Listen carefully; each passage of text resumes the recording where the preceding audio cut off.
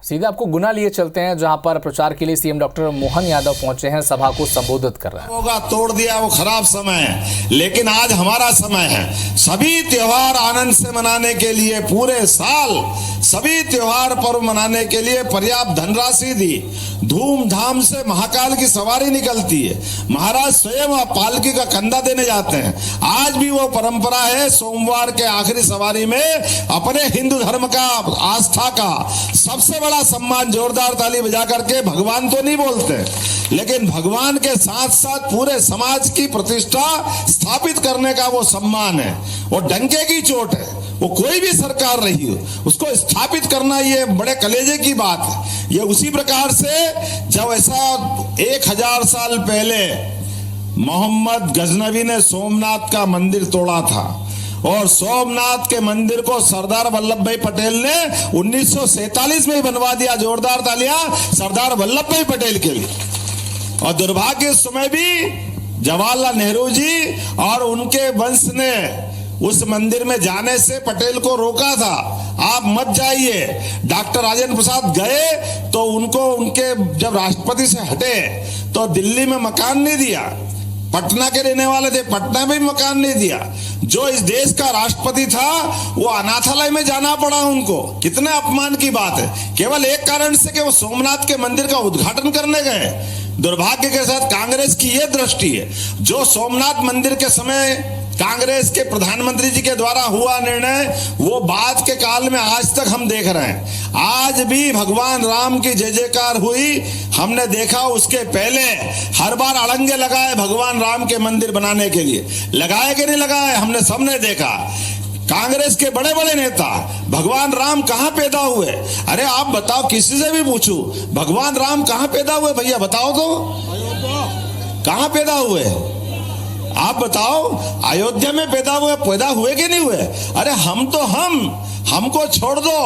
रामेश्वरम के समुद्र के बाद उस देश का नाम श्रीलंका, आज भी वो लंका रखते कि नहीं रखते हैं? उनने नाम बदला क्या अपना?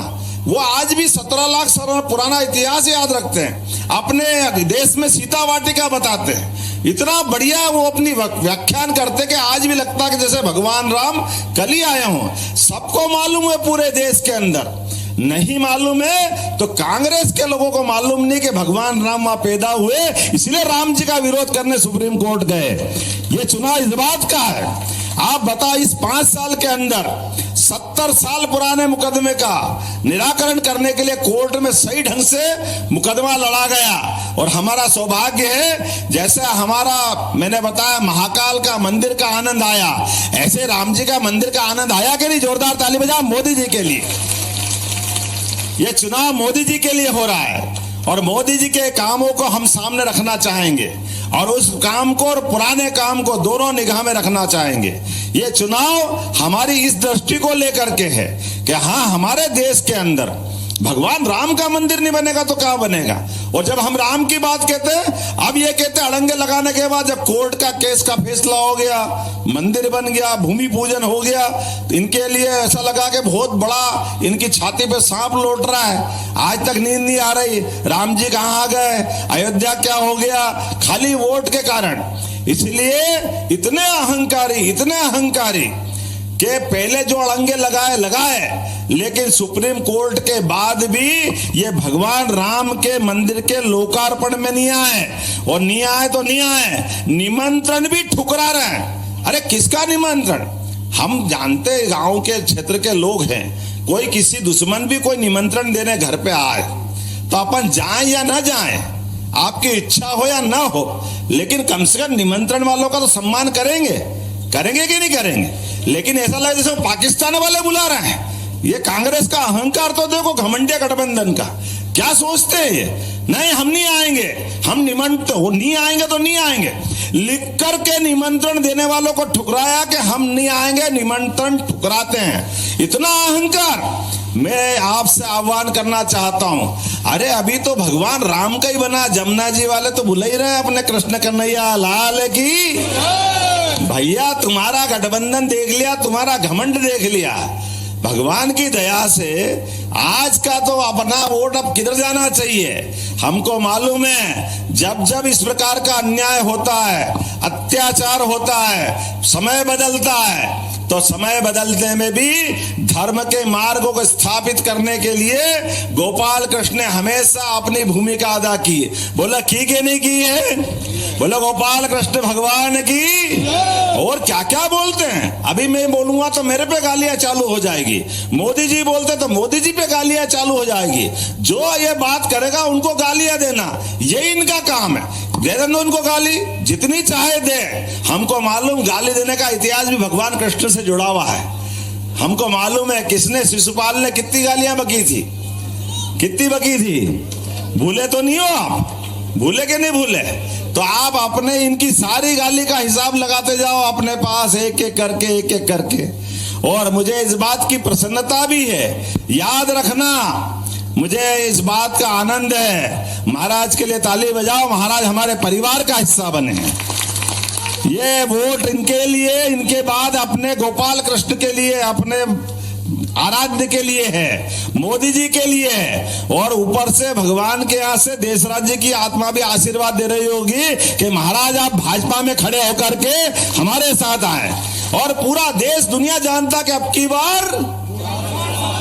बार और कैसा दुर्भाग्य है। आज इस बात को याद रखना, अपने वंश के लिए, यादव परिवार के लिए यह ज्यादा चुनौती का समय है। भगवान कृष्ण ने कभी भी, आप देखा जाए तो भगवान कृष्ण ने हर कठिनाई में, हर परेशानी में धर्म का मार्ग चुना के चुना और इस वंश को गौरवान्वित किया। हमारा मार्ग धर्म का मार्ग है। शिशुपाल भले ही उनकी बुआ का लड़के थे, लेकिन गलत मार्ग पे गए, गलत भाषा का उपयोग करते गए। तो आखिरी में बुआ से कहा था, बुआ इसके भाग्य में मेरे से ही शहीद होना लिखा है। तो उन्होंने कहा बेटा मेरा एक बेटा है, इसको बचा लो। तो बचा लूं, कब तक बचा लूं? उन्होंने कहा ये कुछ भी बोलता, कैसे सहन करूं? बोले कोई बात नहीं, इसको माफ कर दो। बोले चलो बुआ माफ कर दूंगा, 1 2 3 4 100 तक माफ करूंगा। अब 100 के बाद फिर गुंजाइश नहीं है क्या? हमने देखा कि नहीं देखा? तो भगवान ने 100 होते अपनी उंगली उठाई कि नहीं उठाई? उंगली में क्या आ गया? तो वो 5000 साल पुरानी बात थी। आपकी उंगली में भी सुदर्शन चक्र आने वाला 7 मई को आएगा कि नहीं आएगा?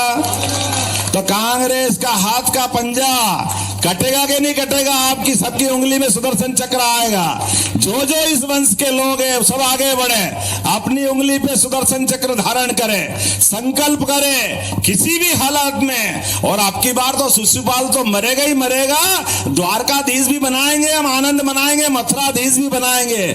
मथुरा के गोपाल कृष्ण मुस्कुराएंगे। 17 लाख साल पहले दोनों भाई की जोड़ी मानी जाती है, पहले राम जी की और अब कृष्ण जी की। पूरे दुनिया में भारत की जय जयकार होने वाली है, यहाँ की सनातन धर्म की संस्कृति की जय जयकार होने वाली। जब इस जय जयकार का माहौल चलेगा तो यह बदरवास पीछे रहने वाला है क्या? बदरवास कतई पीछे नहीं रहेगा क्या? तो आओ हम सब संकल्प करें, किसी भी हालत में कोई भी आ जाए, कुछ भी आ जाए, मैंने आपको सारी कहानी बता दी है। हम सब धर्म मार्ग पे चलने वाले यदुवंशी हैं। निश्चित रूप से आप बताओ, ये भाजपा है, भाजपा के लिए धन्यवाद अदा करें। पहली बार आपके वंश वालों को मुख्यमंत्री का मौका मिला कि नहीं मिला? आज तक कभी किसी पार्टी ने दिया क्या? कभी नहीं दिया।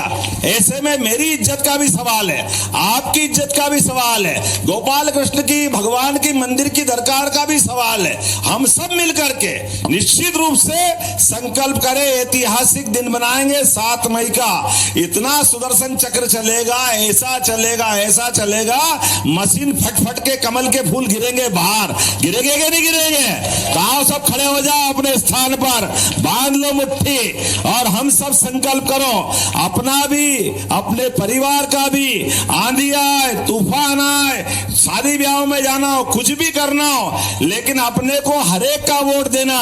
बोलो सब तैयार है? कोई इसमें बचेगा तो नहीं?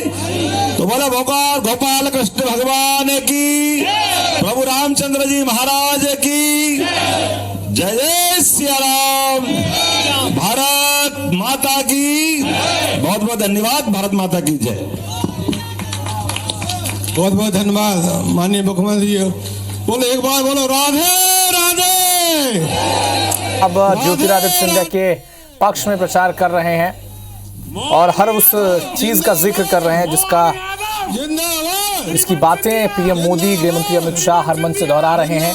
मध्य प्रदेश की एक बहुत महत्वपूर्ण और high profile seat Guna Shivpuri, जहां से एक बार फिर से ज्योतिरादित्य सिंधिया मैदान में है, लेकिन इस बार बीजेपी के सिंबल पर।